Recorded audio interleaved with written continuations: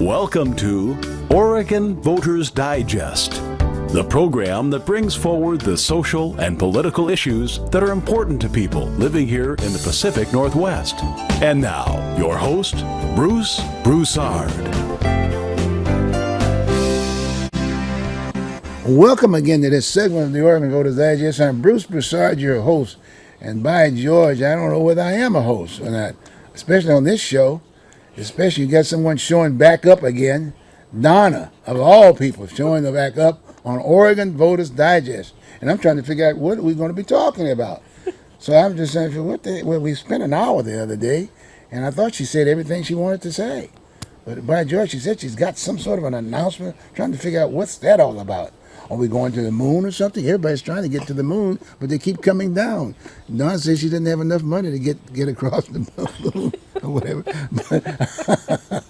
But anyway, folks, seriously, this is going to be quite a show today. Donna, who's been around the state, around the city here for quite some time, born and raised here, and this, that, and the other, created this venture. I'd call it an editorial venture called Race Talk. And by George, that was a very progressive move that she had made, because in most cases we were pretty well familiar with the whole issue of race with reference to some of the local organizations like the Urban League and the NAACP and things of that nature. But she basically went to that third tier.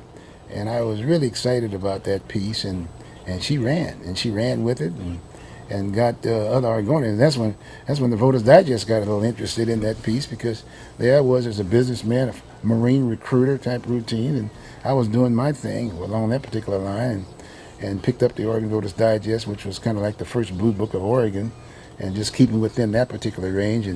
And so we met and we talked, we chatted about this, that, and the other, which was good, because I was able to communicate on that other end that was of interest, if you will, in the state of Oregon, the whole issue of race. But Donna had basically taken it to that other level, and it just made sense for us to talk every so often. But now, after 10 years, she's telling me she's got an announcement to be made. And I said, well, what are you talking about? Are you going to the moon? I mean, so anyway, long and short of it, it's going to be a good show. It's going to be a good show. It's going to be a good informative show. It's going to be something that you like, and something that hopefully you will spend the time to understand why this is happening, if you will. And I'm part of it. I will definitely be a part of that whole piece, because the Oregon Voters Digest, again, is another staple, a historical staple here within our state community aspect of it.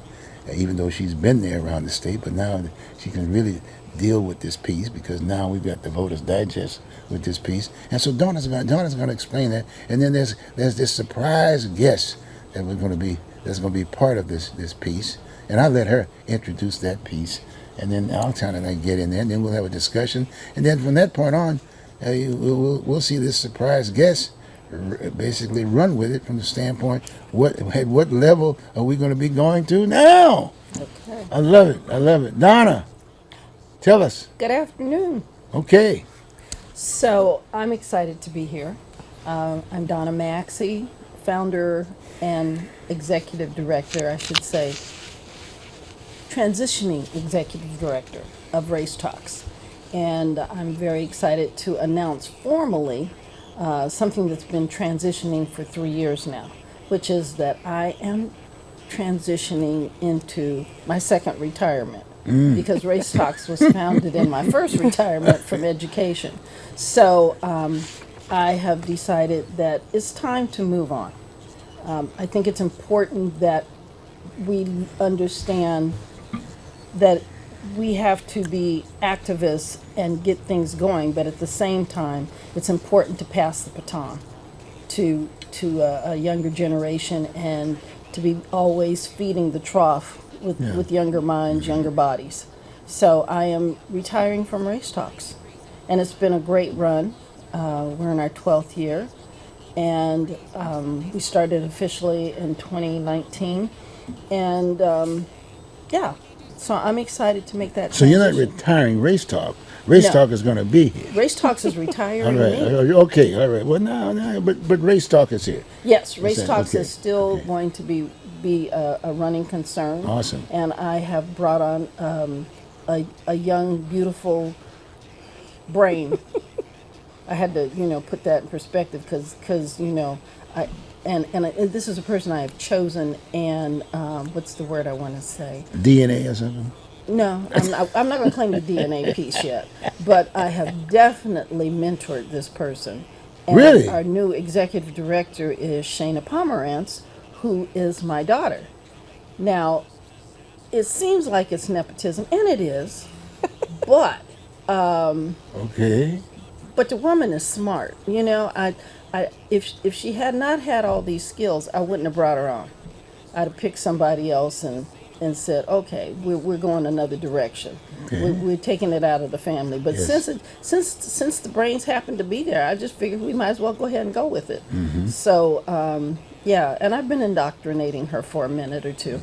So Well, it's good because I was concerned. When we chatted about it a little early on, and I was sort of concerned. What are you talking about? Where are you going, girl? well, see, you Yeah, already I traveled the world, Bruce, and see, I figured it's my turn to try and be like you. Let's just switch places. Is that what it was? Well, hey, hopefully that's the lie I'm telling anyway. Okay, cool. Well, all right then. Let's go because the viewers have seen what we've done. They still are a little somewhat confused. Now we've got to educate them. Right? Okay. Translation. Okay. Well, right, is very important. I have brought on Shana Pomerantz. Okay. Shana. And Hello. Shana has. Did you want to say her name? Huh? Did you want to say her name? Shana.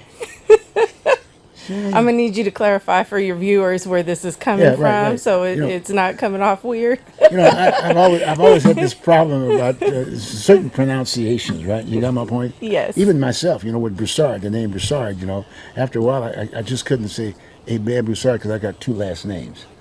And, it's Creole, so to speak. Yeah. And so consequently, when I came here, they said, Broussard, who is that? And Hebrew, that's Hébert Broussard. So then after a while, someone just caught up, that was in the Corps, he just called me the buzzard. And I was always swooping down, whether it be Viet Cong or whomever. Wow. I was a dog. I was a Rottweiler. Okay. So anyway, but long and short, when you introduced me to your daughter, Shana. Did you catch that? He I said did. it. He I said did. it. You get that? You I get did. that You one? said You get that? you did Damn. so well. Oh, wait, let me look at my notes, man. But anyway, welcome, Shana. Thank you. So Awesome. you're gonna tell them it's based on the movie Shane. Well, yes. Oh, yeah. That's the You nickname. see how Shane. accurate she is, Yeah. folks. She's Yeah. right there. She's on target. I'm really enjoying this. I mean, you were right. You were right. Heir apparent. Awesome. Hey. This is going to be great. I may have an opportunity to jump in that piece a little bit. You Well, never know. Good. I could turn her over. No. Well, yeah, it's the Oregonian piece. So that's what we are, right? Talking about the Oregonian. That is where you found me. Yep, Yes, exactly. and you didn't even Yeah. know I was her daughter. Exactly. I mean, that's a fact, folks. I'm sitting up here. I'm sort of an early riser, if you will, from the media standpoint. But I normally get to bed about 2 or 3 o'clock in the morning aspect of it, and all of a sudden I'm tuning in the channel. I don't normally look at the city, that kind of a piece aspect of it.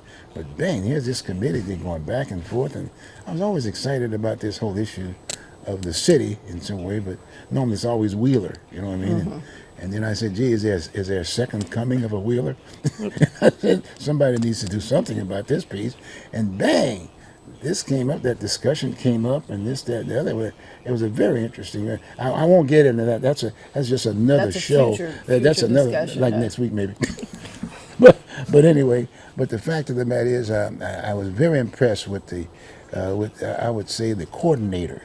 I'm using the word coordinator. I'm short on words, I'm pretty As much- opposed to instigator. Yeah, you're right. Yeah, Okay. No, it was a coordinator because there was a lot of folks that were sitting on there. There were, and everybody yeah. wanted to take their shot, but they didn't know how to take their shot. And he was this person that was sitting up there, just totally organized it. You know what I mean? They didn't even know. They didn't even understand the switching mechanism. I said, wow! All of a sudden they're listening, and then it shifted, and then all of a sudden the opportunity was given to educate the viewing audience what was happening, why it was happening, and its significance in regards to the future, the politics that was going on. And I said, gee, boy, this is wow. I want to see this lady. In fact, Donna, in all due respect, she was going to be the Oregon. I mean, she was going to be the Oregon Voters Digest. I mean, Okay. So then it went from that point on. It went from that point, And then I got. So just for clarification, for folks who are like, what in the world are we talking about? So I was the vice chair of the Citizens Review Committee for the city of Portland. Yes, for the city of Portland. Yes. Yeah. But you know, And so but again, for when the you were watching me, right, but for the yes. benefit again of the viewing audience aspect Yeah. of it, I didn't know your background. No, you, mean, you I- heard I- race talks mentioned Yes. and me mentioned in kind of relationship to race talks, and as I understand it, you reached out to mom and said, hey, do you know this woman who's on the CRC committee who's saying she's affiliated with race talks? Right, And mom right. said, yeah, she's my daughter. And you were really impressed with the things I was saying. And I think just for the benefit of the viewers to kind of understand the context without going into the details, we talk about race, but I think part of talking about race is also calling out racism. And so it's a very difficult thing. We have something called cancel culture, which means anytime you make a mistake, you're automatically canceled. You lose your job, you lose, your standing in community. And Race Talks has actually been kind of aligned with being non-cancel culture. Okay. So we are the space where people can come and talk about race and make mistakes, and it's okay. The problem is that anytime you even just present to someone, hey, this thing you said was offensive, it was a microaggression or a macroaggression, as we like to call it, because it happens too often. Or it was racist, and so people get very defensive getting that feedback. Right, And so what we attempt to do at Race Talks is teach people how to get comfortable with both giving feedback and receiving feedback. And so we often say it's not a matter of if you're going to put your foot in your mouth, but a matter of when. And so we want to have people be equipped with tools on how to handle it. And so it just so happened that the environment where that took place was on a city committee, and it unfortunately became very public. And but again, this is not a for show kind of practice. Okay, but let me share a point I made. The other thing too, it was a very timely situation because these articles were coming out. Correct. Remember that? Remember these folks? They're still coming out. You got me? The Klan. I mean, the background of the Klan here in the state of Oregon was awesome, and the timeliness of such was that it was all happening during this particular time.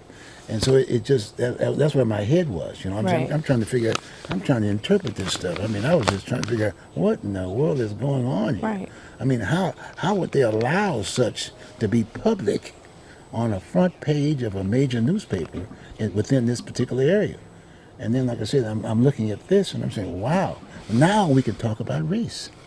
And that to me was what race talk, that's what it meant to me. But the translation to the public as a whole was not there. In all due respect, it was more NAACP, Urban League, and this, that, and the other. Klan was there, but it wasn't there. You got my point? So I just want to throw that out Or people to have you. a very liberal, Yes. more present day Yes. Portlandia perspective. Yes, yes. Portland is this really Yes. liberal, progressive, open, inclusive kind of environment.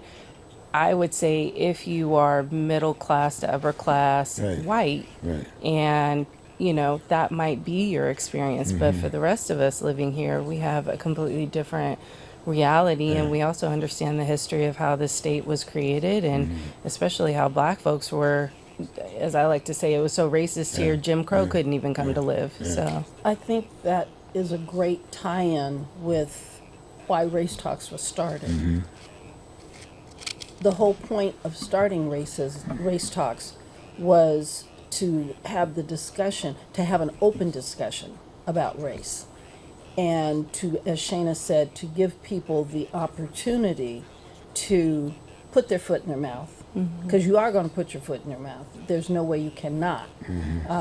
We all do it. We've all done it. We all will do it again. And the idea of Race Talks was to give people a safe space to come and talk about issues. We're in, many people would call these the final days. The final days have happened many times along in the history of mankind. But this is, we're in a place right now where people are talking about catching a rocket to either the moon or to Mars, or Mars. And the truth of the matter is, not very many people who are in this listening audience or anywhere else in the world are going to be on those rocket ships. Right. So, But they want to be. huh? They They wanna might be. want to be, but we are not going to be. And I think the difference, very honestly, is that people of color, particularly black people, no, we ain't gonna be on the ship. Now, a lot of white people think that they are going to be on the ship, going to Mars or going to the moon. That's a nice stop. But the reality is there's only going to be a few people going, if at all. And the rest of us are going to still be here. And we have to learn how to get along and talk to each other and make some sense out of this craziness that we call a world and that we call politics. And so that was the purpose of Race Talks, was to give people a forum and a platform to safely talk about issues. And for people of color, many people of color have said to me, this is the first time I've ever told a white person how I really feel. And many white people have said, this is the first time that I felt comfortable to ask questions and not feel that I'm going to be put on the spot for asking a dumb question. And so Race Talk started in an environment that is very different now, where you see people's homes with signs that say Black Lives Matter, All Lives Matter, LGBTQ Lives Matter. None of that environment was here. None of that understanding or that welcoming was here at the time that Race Talk started. So it was a very unusual environment to be starting. And now I'm very happy to say that there are hundreds of organizations and individuals who are doing this work. Don't worry, Race Talks is still around. There's enough racism to go around for everybody to work on it. So we're still hanging in here and doing our share to help make it happen. So, Well, again, hearing what you're saying, and at the same time, what Shana is saying in regards to the definition of race talk, the timing is perfect for folks to start listening and being able to listen enough, if you will, to understand their involvement and their networked on the whole aspect of it. I mean, and it's a very timely piece. I mean, if that hadn't happened, we wouldn't have been attending something like this. And in fact, I'm having some concern with this now. They've come out with 5 issues. They said it was going to be 8, and guess what? The last issue was not. There was nothing on that particular issue. The last issue. So where did it go? And I really feel that a lot of folks had already called in on the other side of this. Hey, look, why are you doing this kind of stuff? And we're not going to be buying this Tribune. You keep doing this kind of stuff. And see, they need to deal with this issue. And that's another reason why I felt so strongly about the fact that what you guys are doing, and now the transitioning, would be fantastic. well, Because that's it's going to a help great the state. segue for me to welcome the public to hear from Shana. Yeah. So that she can tell them a little bit about who she is besides my beautiful daughter. Oh, So I think this is a great opportunity. Shana, you want to tell them a little before bit about that, but again, before that, you know what? Initially, when I first saw the piece, I said, "Look at that prosecutor. That lady he got it all. I mean, she's got the attention of the whole. I mean, the jury. She's got the people. They're packed, if you will, and wow. I mean, she stopped the whole deal on a subject matter that most cases can't deal with. I just Well, want to throw that in there. Yeah. Thank you, Thank sir. you. Okay, Thank good. you. So just to, I guess, backtrack a little bit, when I first So heard that you when did you start with your background in discussions about race and such? was, you like to say at Race Talks, your race work started in utero, and so did mine. So it's part of the family legacy Okay. that I came up in. So my dad is Jewish. I like to call him an assimilated white man. We'll save that for another conversation. Yeah. But I am culturally a black Jew and have 2 very distinct cultures. And so when my parents got together, they were in what was called John Birch country in Northern California, Yeah, which maybe that. basically, for the younger folks, basically living amongst white racists, equivalent to the Klan. My dad was a conscientious objector during the Vietnam War. And my mom was one of, I think, two black women living in the town. So everybody knew who they were, and they stuck It out wasn't as quite that bad. I was the first and only black teacher in this small Northern California town. so definitely you stuck out. So, Sure did. so, race has always been very prevalent. I'm also a product of divorce. So my parents divorced when I was a year and a half. They were together for 10 years. And so at the point that I came along, I was always in separate households, separate environments. So I don't look anything like my mom. I don't look anything like my dad. So this idea of going out in the world with both of them, it was kind of like, where's my place? And so I think, aside from just being brought into, a lot of the racial social justice community activism work that my mom's side of the family was doing. Grandma and grandpa were very active in community. Grandpa was part of the NAACP and did voter registration in East Texas and Tyler when it was illegal. I emulated that. I joined ACORN when I was attending Hampton University, which is an HBCU in Virginia, and got my whole university registered to vote in the 90s. So, these are kind of the things that I have, continued to do in my life. My first protest march was when I was 10, attended here in Portland, an anti-apartheid march. It's always been around me. I grew up in Northern California, so always been exposed to a lot of different cultures, went to powwows, went to different churches, went to different family homes to experience different types of food. My friends were all from different cultures, had different languages spoken in their homes when I would come over. So when that is your upbringing, you become kind of more a person of the world, a citizen of the world, if you will. And so moving here from Portland, I came always during the summers as a kid and during breaks. So, it was my second home. Our family home was on Williams Avenue. So I definitely saw a lot of the changes in the neighborhood. When I returned back,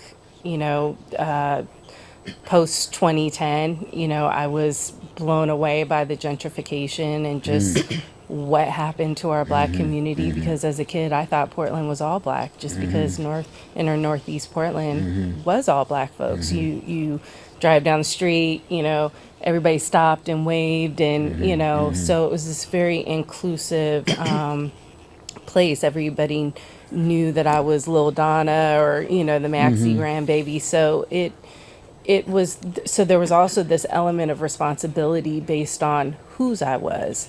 So, you weren't just out running around being foolish as a kid, especially when your family is aligned and has certain values. So community keeps you consistent with that. You have elders saying, wait a minute, I know your family. That's not how you're supposed to. Wait, did I hear you cursing? Wait, aren't you supposed to be somewhere doing something other than what you're doing here right now? So there was a level of accountability. So I came up through that as far as being a member of community. I did not want to follow in the family business of being an educator, even though I ended up being an educator. I wanted to go into law. I wanted to be the first black Jewish female Supreme Court justice. So the fact that we have a black justice, both in Oregon and on our U.S. Supreme Court, is amazing. But share your education and career kind of experiences. Sure. So dating back to public school, I was fortunate enough to attend elementary schools that had kids from all over, a lot of first generation kids from you name it. White kids were definitely in the minority at my school. A lot of different languages were being spoken. I lived with my dad and my stepmom at the time, so I lived in a white Jewish household. Was that California? That was in California. And so a lot of people thought I was adopted. So even having to navigate telling people who I was and how I fit in. And so when mom would come to visit and they're like, who is this beautiful black woman? I'm like, that's my mama. And they're like, oh, okay, you really are black. So, so these are just dynamics Yeah. I've been Oh yeah. dealing Oh yeah. with my Yeah. whole Yeah. life. So this whole thing of, did I identify as white or black or mixed or biracial or, yes, I went through all those iterations of trying to figure out my identity. I also grew up in Temple. I attended Hebrew school. I was confirmed at 16. I had a bat mitzvah. So, navigating, seeing Jewish people look at me and say, well, why are you here? Went Shayna, through do you that. know what your name means? Yes, I know what my name means. Oh, well, how did you get your name? I'm Jewish, So dealing with those kind of racial microaggressions, I've been dealing with and navigating my whole life. High school, I attended Berkeley High. Mom moved back to California, got married to a black man. So now went from a white assimilated Jewish household to a fully black Yeah. Yeah. nationalist, if you will, Yeah. black household. And so very night and day experiences.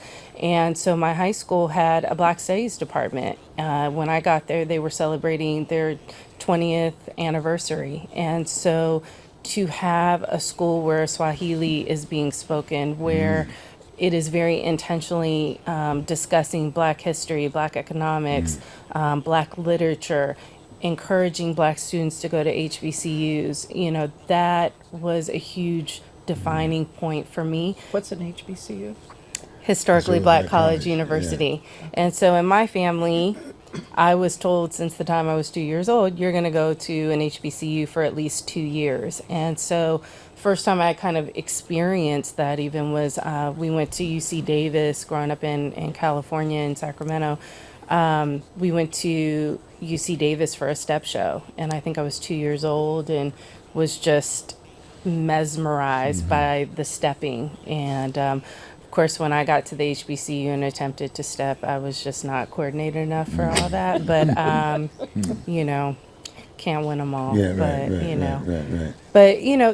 but, the point is that there has been kind of a process of education around race and social justice issues. My high school was known for having walkouts and protests. I remember walking and protesting when Rodney King was beaten, and seeing snipers on the roof in Berkeley and, having a very strong reaction to the reality that, oh, I could die protesting. And so this concept of being out in the streets and having your voice heard is not just something you do because everybody's doing it. It's like, no, there's intentionality and you could die.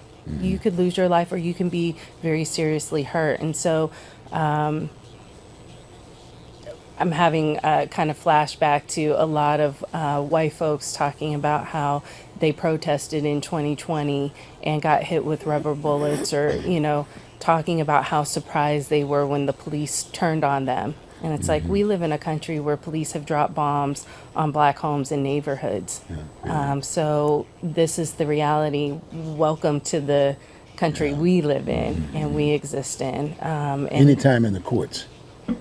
You kind of share the bit about it. So I went to law school. Good. I have a JD. I attended Southern University Law Center. I also have 2 business degrees, one in organizational behavior and a master's in organizational leadership.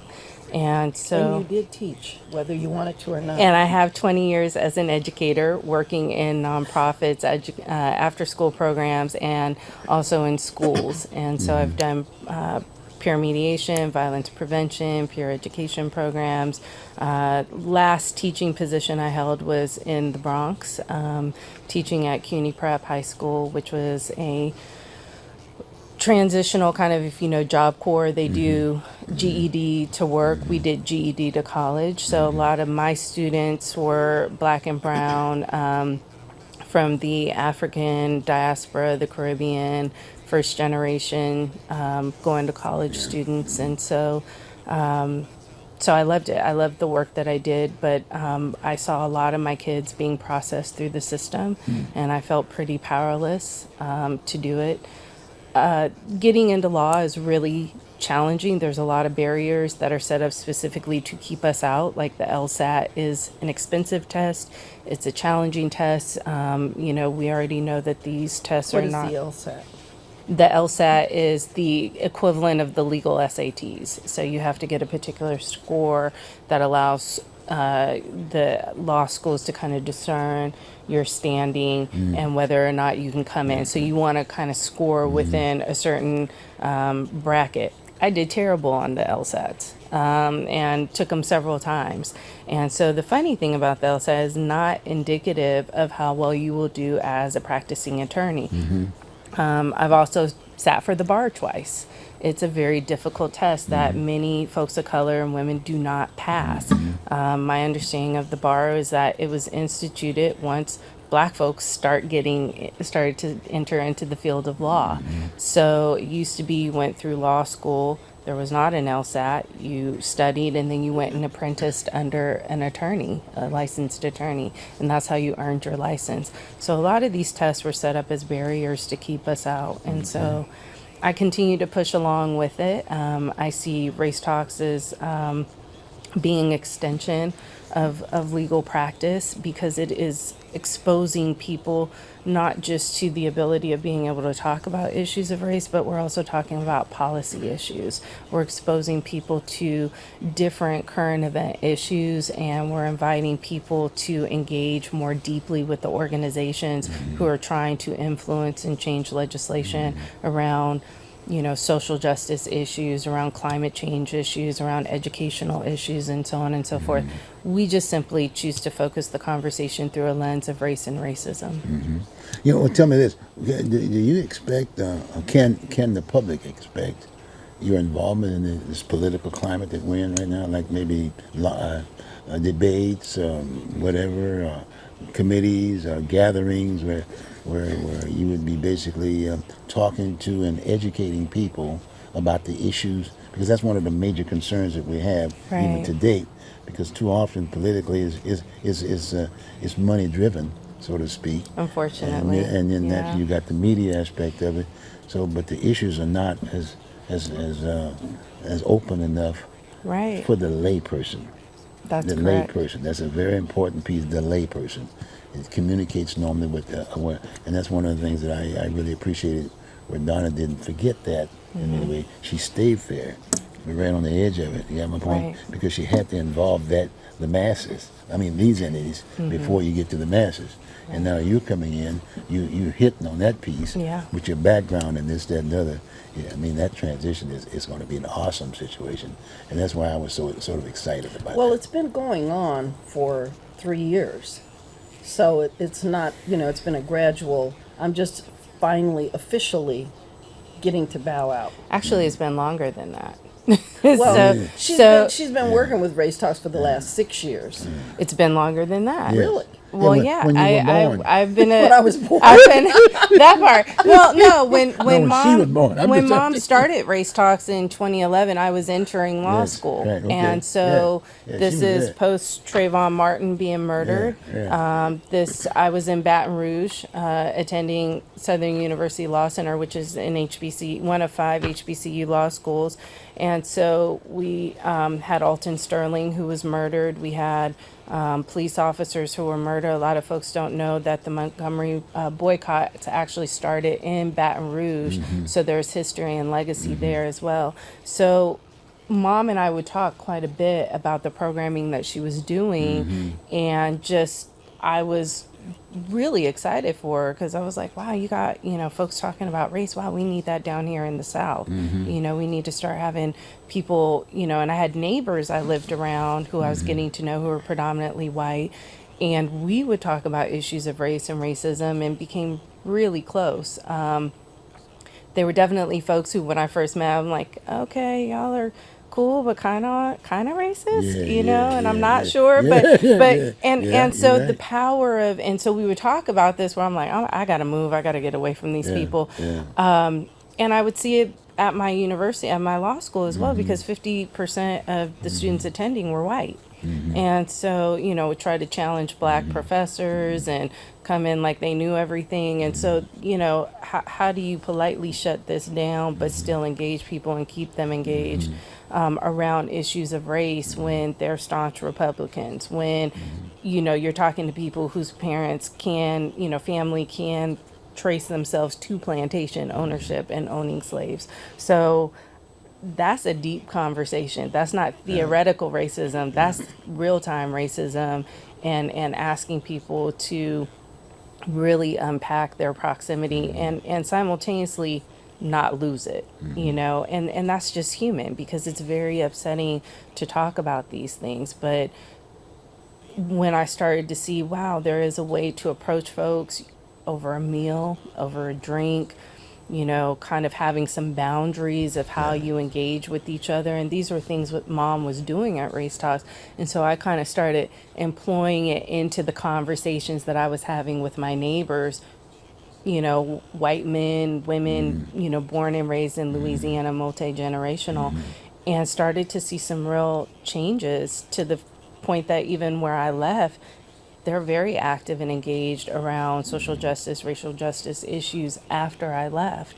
And I think a lot of us connecting in our friendship building inspired that. So I definitely see the power of getting people to talk and, get to know more about each other. But to your question about the politics, so Race Talks is a nonpartisan organization. So we don't endorse candidates. We might move in that direction in the future. I don't know. But as of right now, we are not, that's not what we do. We're not set up legally to do that. But what we do is we do have candidate forums. And so we started that. First forum was when Commissioner Hardesty and former Commissioner Loretta Smith and Joanne Hardesty had a candidate forum that we hosted because it was going to be the first time a black woman was going to sit on Portland City Council. And so for the first time, we were able to introduce a candidate forum where we talked about race. And so ironically, since we introduced that, we have seen a lot more forums come out since, I think that was 2018. And more folks are talking about issues of race and racism. So we had one just recently where we focused on the city council seats and the auditor seat. And so we invited folks from each seat to come, and folks who were available and they did. You and I also hosted a conversation specifically with Commissioner Hardesty and AJ McCreary, who was running Thanks for the invite. for different Thanks for the seats. invite. Absolutely. That was a It very was interesting fun. invite. It was fun. Interesting. It was fun. I thought it was a great That was good. conversation. I mean, And, I like again, where we you had two black women running for separate seats on city council. And so it really afforded us an opportunity to talk about their perspective, running for office, changes that they would make. And it was nuanced because there was a generational difference. And then we also talked about issues of colorism. AJ's biracial, Joanne is more richly melanated. And so having kind of this nuance of conversation that they had as black women and their experiences stepping into these spaces is really significant. I'd like to add something. Shana is having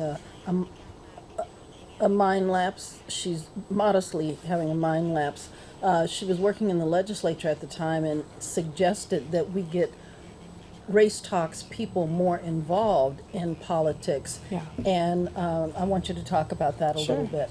So my passion is politics, actually, and again, that comes through the family dynamic of being civically engaged. There's different ways to be involved with politics versus just running for office or influencing politics versus just, I wouldn't say just protesting or voting. Those are really significant activities, but what I realized is that if you really want to see change, you have to do it at the legislative ground level, and get engaged with changing the laws and get in the building, so to speak. So when I was in law school, I had an opportunity to do a semester full session at the Texas state legislature.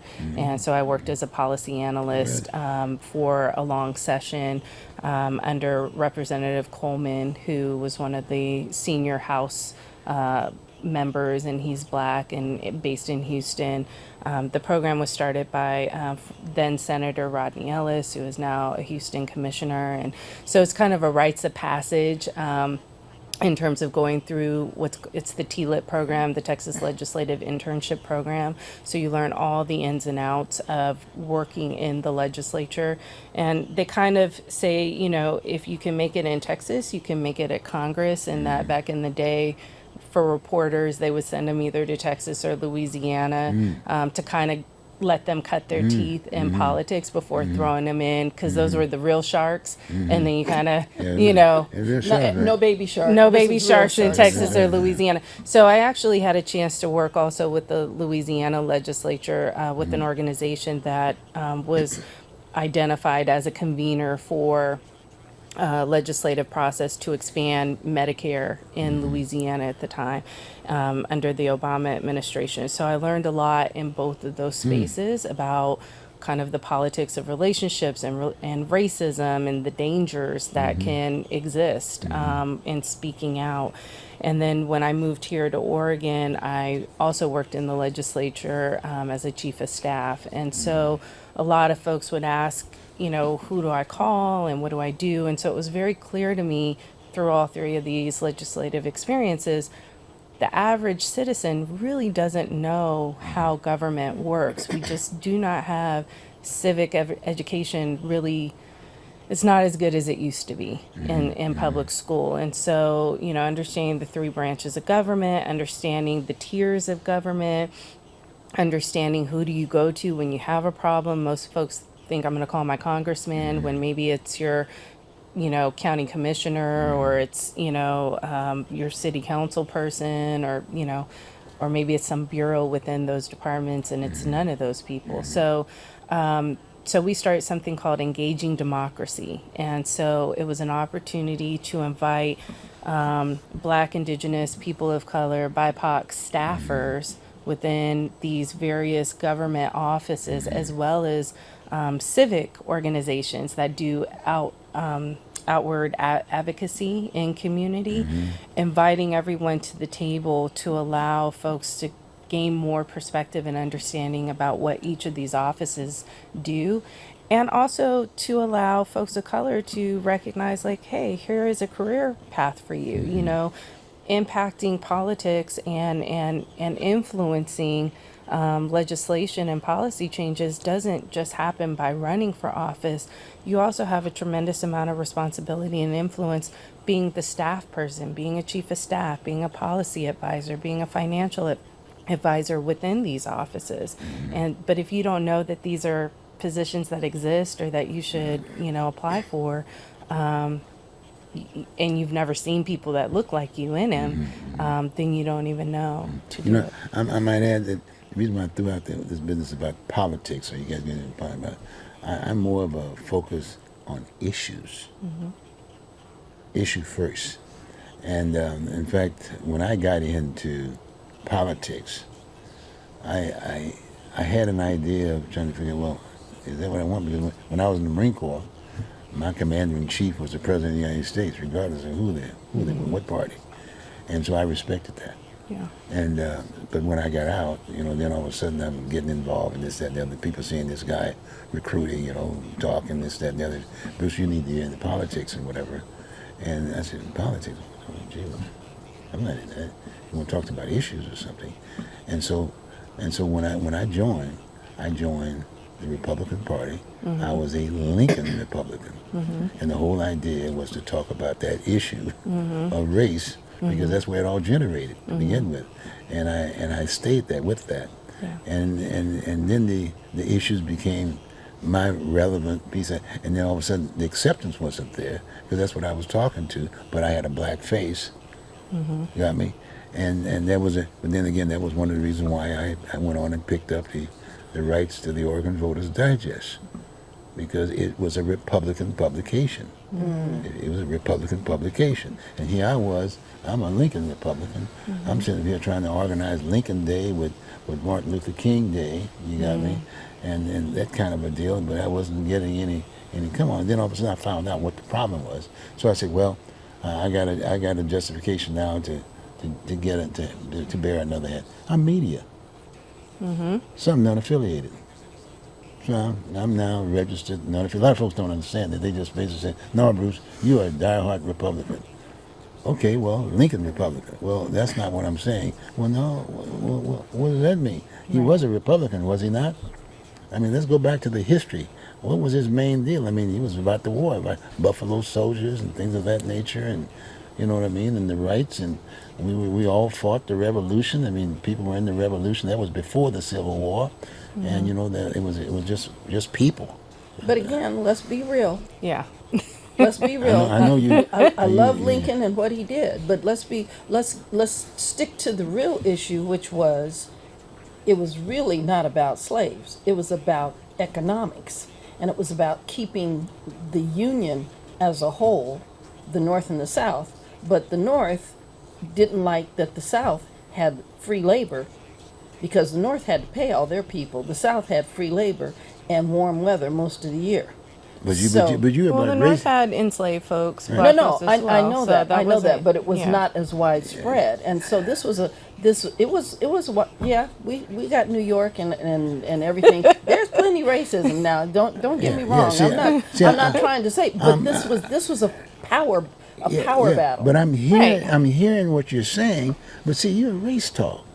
See, there's a golden opportunity to deal with that issue. Well, and we got the person here to And, do Well, it. and we that's do. what's so good and, about it. and I'm as a just saying it's former fine. history teacher and humanities So teacher, I'm just yes, saying, we get into I'm to interested all the in that. history. That's Absolutely. my major interest. I think because it's important. I got the digest, and it's not part of that. But my point is that it is the Oregon Voters Digest. But This I is think their if, history. I think if we're going to speak honestly though and truthfully, you know, we have to recognize that, not to contradict you too badly, but Mom, but you know, the issues of the war, of the Civil War, wasn't just about free labor. It was about keeping black folks enslaved. And the reality is, as we move forward, Right. we are still enslaved. When we look at You get no argument here. right, you know, so when we talk about the school to prison pipeline, when we talk about the fact that, you know, public school systems, this blew my mind in Texas. You know, you have parents being arrested when their kid is truant. When I was in 10th grade, I remember Mom had to threaten me to, you know, that I need to go find another place to live because I had 50 unexcused absences from high school my sophomore year. I was cutting every day. And I just so happened to have a school that kind of functioned as a college environment. So if you chose not to go to school, you know, or go to class, Yeah. they didn't cite you for it. They just said your child missed a day, you know. But that was something that And under was today's, getting to the answering machine before me. well, you know, it was back in the day. Oh, yeah, You oh, yeah, run yeah. the tape Oh, yeah, back, you you know, gotta do it. call Oh, a yeah. friend, Oh, yeah. Oh, yeah. Oh, yeah. speak Oh, for yeah. 2.2 Oh, yeah. seconds, Oh, yeah. and She you know. So you know, I'm we punching don't the have shot. these systems Yeah, anymore. right. You know? but you know, but the reality is that you know, we have to understand where we've been, where we're coming through, and how we are still contributing to these systems. And a lot of times, you know, it's our family members, it's our community members. Even if we are fortunate enough to get good jobs and get up out of the hood Yeah, or get yeah, education, yeah. the reality That's the is, race. you know, folks Yeah, are constantly yeah, being targeted yeah. based on their skin. Yeah. You know, so these are the issues that we still continue to deal with. You know, 13th Amendment is still law of the land. The reality that free labor can still happen. ICE prisons are still contracting this labor out. I mean, it's all a game. It's all a game about how do we continue to have free labor and keep folks enslaved. It was the model that worked. And they're still figuring out ways. I mean, the fact that you can have a third grader and look at a third grader's reading comprehension transitioning from third grade to fourth grade and determine if they will stay in school or if they will go to jail. They That's crazy. I hate to tell you this. Third grade is the old thing. It's Now it's first grade. first grade It is kindergarten. first I'm grade, sure. first grade kindergarten. That if a child is not reading at grade level by kindergarten, first grade, then they are going to have. They are planning for, and 12 years for a prison bed. So that's how it's laid out, and one of the things that is so difficult is being a teacher and understanding, we have this whole thing now about book censorship. This is another topic that I'm sure Shayna will be getting into before it's all over. Book censorship. Texas, she's been there already. Oh, yeah, she's been there. And so I just want to say this very quickly, since we're talking about it, is that the textbooks are determined by who orders the most books. Yeah. And the state that orders the most books is Texas. Yeah. So Yeah. they get to decide Yeah. what goes in Yeah. those books. Yeah. Other school districts who might not like all of the way that they teach subjects will buy that book because it's cheaper. And so, and case in point, your political point of view decides what's in those books. So the whole issue of the Civil War is a very short chapter, and the part about slavery is a page and a half or so. So it's a very different, all of these things come into play. But see, to me, Lincoln was the chapter, but they never discussed it. Understand where I'm kind of coming Yes, from? Lincoln has an They've entire chapter. Absolutely. They've never discussed it. I.e. the penny and all that kind of. I mean, just totally But put him on. Lincoln, they never discussed that Lincoln wanted to send us all back to Africa, too. No. See, So- we're getting away from the issue again. Okay. You see what I mean? So go ahead. So what's the issue? No, I understand about the whole idea about the economics piece. Uh-huh. Money is money, Right. right? Right. I mean, we do bad things with money among ourselves. If you understand what I'm saying? But the fact of the matter is, during that particular time, race was the issue, because the war we could have been living under Confederacy flag had it not been for those so-called slaves that Lincoln basically granted them the freedom and gave them the same rights as white Union soldiers aspect of it. The war was won, and there where we were there. 40 acres and a mule. A lot of folks don't understand about the reparation aspect. That was the reparation. That was a reparation. But they and they played took that the away. old no, it's still there on the books. I'm saying I want to go back to the table. Well, there's what's on the books, and then there's what's done in practice, right? Yeah, and yeah, so yeah. where is the enforcement piece Yeah, around that's it? where I'm coming from. So, That discussion needs to be held. That's all I'm right, saying. absolutely. And I mean, the issue of race, the issue of free labor, the issue of knowing our Right, actual right, history. right. I think most people would say that we have been living under the Confederacy, right. and so, we saw a number of these Confederate statues come down. Mm-hmm. There has been a glamorization around that. I mean, that would be considered treason based on our Constitution if we're going to stick to the law and the language, that of what we see people doing now and the cases that we see before Congress right now with our previous president and the insurrection and all the things.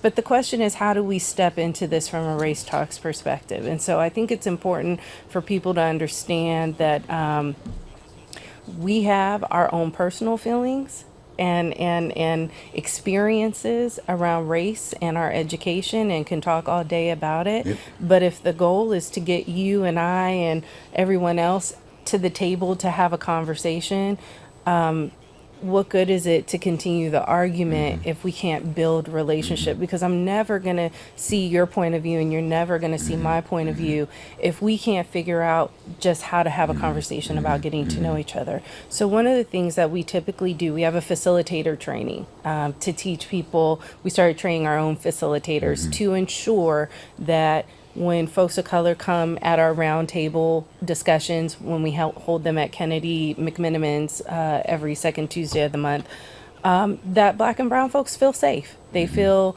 protected in terms of speaking their experience, but also not being more or less targeted by white folks who, in all earnest, will say, "How do I be a better white person?" you just met this person. They don't know your life story. They don't know anything about you. That is a huge ask to make of somebody who's a complete stranger. Conversely, black folks, we know everything about white folks starting at birth. Why is that? Because it is a point of survival for us. We know white folks better than they know themselves. And so, again, we are simply asking white folks, hey, can you maybe look up Google? Can you open some books? Can you do some research on your own? You know, stop trying to come to us for all the information. Maybe sit back, listen, and observe sometimes. You know, put yourself in spaces where you are uncomfortable being the only white person and seeing and observing and just showing up to hold space and listen. Okay. On that note, well, you folks, I threw it out that way purposely, just to show you that, in fact, hey, we're heading in the right direction. I think so. You're the right one. Oh, thank I you. appreciate that. I'm sure Donna will ditto that. As I like big to time. say, she's more than just a pretty face. Well, bottom line, you've had it for a long No, time. just a pretty face. Now you're Just a sharing. pretty face. Now you're sharing. You see what I'm saying? You're sharing by, hey, giving her the appointment aspect of it. And to you viewing audience, like I said, we got a plan. It's good. It looks good. And so hopefully the next time we get together, hopefully you'll come up with some idea in terms of what do you plan to do? What will be your first task, if you will, that you will introduce to the world as to this is what we're going to be doing today, and this is Sure. why. Because, like I said, I still feel very strong about the issue aspect of it, and Yeah. it is issues. Oh, but absolutely. But sometimes, and we have this opportunity now because I will say for Donna's favorite person who's running for office, president, that. We do need the issue aspect of it. Absolutely. And she brought it to the table. I mean, I was a little concerned there for a moment. Absolutely. But now I love her dearly because she introduced me to you. Because here I was out here, I'm seeing this dynamic person. Boy, we got to get this person to the table and whatever. You know, because I couldn't even get in the admission aspect of it. I was scared of them folks when I went over there. Well, to your point, No problem. So I'm just trying I've to throw been some- functioning as executive director and, Yes. and leading up programming since 2020. So we Right. did not stop working through Oh. the pandemic. So we Okay. actually went from one program in person every month to 3 virtual programs. Oh. So if folks want to check us out at racetalkspdx.com, they can register and subscribe to our bulletin announcements when we have events. They can register. Our last big event that we did, we went on hiatus for some respite Yes. in July and August. We did a big event that intersected Juneteenth and Pride. It was the history of Black drag in Portland. It was an amazing event. We had a panel of some of the old school Black drag queens and community and some of the newer ones, and we had a performance. And so it was a wonderful event for our Black and brown queer community and straight community to come and be in space and learn together and Okay. celebrate. We got. Hey, we're going to be doing a lot of stuff, and that you can also Google Race Talk, Race Talks, and you can and be able to we're pick on up a whole bunch of stuff. Yeah. So get some Instagram and background. Facebook, too. So I would encourage you. Hey, just go on and Google it. But the bottom line is that hey, we've done this show. They need to have done this show, and I'm glad you guys picked the Oregon Voters Digest to do that. So this is my swan song, and I can go off into yeah. I can fade out. No. and- Now I take charge of you. Oh, Donna, we're gonna You work wish. good together. Now I'll go to the program. You'll come on the show. We'll shoot the breeze every so often. well, But this has been I'm great. gonna love watching the two of you. No. cut it up. You're gonna be watching the two of us. I've been loving watching the two of you See, cut it up. that's what I'm so, saying. People don't yeah. like it. But anyway, folks, what do you think? Please tell your neighbors. Tell your folks. I mean, seriously, it's a good time. We got the right person for that situation, and boy, I tell you, I'm really looking forward to a very prosperous, kind of a getting together the masses. Well, I Thank you know very we got a much. good one. Have a Thank good you. one. Thanks for having us. Thank you for having us on all these times.